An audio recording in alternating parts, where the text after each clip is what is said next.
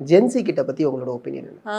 அவங்க வந்து எப்படி சொல்கிறது, அவங்க வந்ததுனால தான் நாங்கள்லாம் இந்த மாதிரி காஸ்டியூம்ஸ் போட முடியுது. ஏன்னா நாங்கள்லாம் இந்த மாதிரி காஸ்டியூம்ஸ் 90ஸ்லலாம் போட விட மாட்டாங்க. நாங்கள் கொஞ்சம் ரெஸ்ட்ரிக்ஷனோட தான் இருப்போம். அவங்க வந்து இப்போ ஒரு ஓன் டெசிஷன் எடுக்கிறாங்க. அவங்க அந்த மாதிரி காஸ்டியூம்ஸ் போடுறதுனால தான் நாங்கள் கொஞ்சம் தைரியமாக போட ஆரம்பித்தோம். ஸோ அவங்களால நல்ல பாசிட்டிவ் திங்ஸும் இருக்குது. நெகட்டிவ் திங்ஸ் என்னென்னா ஈஸியாக டக்கு டக்குன்னு பிரேக்கப் பண்ணிக்கிறாங்க. அது தப்பு கிடையாது. ஆக்சுவலாக நான் தப்பு சொல்லலை.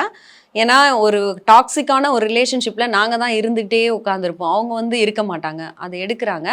பட் ஒருத்தவங்களை பிடிக்கலன்னு இமீடியட்டா டெசிஷன் எடுக்க வேணாம்னு கொஞ்சம் ட்ரை பண்ணி லாஸ்ட் முடியலன்னா அதை வந்து பிரேக்கப் பண்ணிக்கலாம். இப்போ நான் என்ன சொல்றேன்னா, எக்ஸாம்பிள் இப்போ நாங்கள் வந்து இப்போ எங்களோட பாய் ஃப்ரெண்ட் இருக்காங்கன்னா அவங்க எவ்வளோ டாக்ஸிக்காக இருந்தாலும் அட்ஜஸ்ட் பண்ணிக்கிட்டே நாங்கள் போவோம். ஏன்னா இவனை பிரேக்கப் பண்ணிட்டோன்னா இப்போ காலேஜ் ஃபர்ஸ்ட் இயரில் நான் லவ் பண்ணுறோம் வச்சுக்கிங்களேன், ஃபைனல் இயர் வரையும் ஒரே ஆளுங்களை தான் நம்ம காலேஜில் பார்க்க போகிறோம்.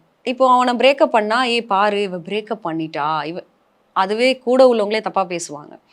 ஆனால் இப்போ ஜென்சி கிட்லாம் என்ன பண்ணுறாங்கன்னா, பிரேக்கப் பண்ணால் சூப்பர் டி, ஓகே நீ நல்ல வேலை அவனை பிரேக்கப் பண்ணிட்டேன்னு என்கரேஜ் பண்ணுறாங்க. ஆனால் எங்கள் கூட உள்ளதெல்லாம் என்கரேஜ் பண்ணாதுங்க.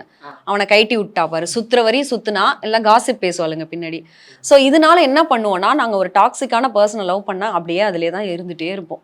என்ன பண்ணுறது, எது சொன்னாலும் இவன் திருந்திடுவான்னு ஃபைனலி ஒரு அந்த காலேஜ் ஃபைனல் இயருக்கு அப்புறம் என்ன ஆகுதுன்னு டிசைட் பண்ணிட்டு பிரியறதுங்கிறது அது அதுக்கப்புறம் டிசைட் பண்றது.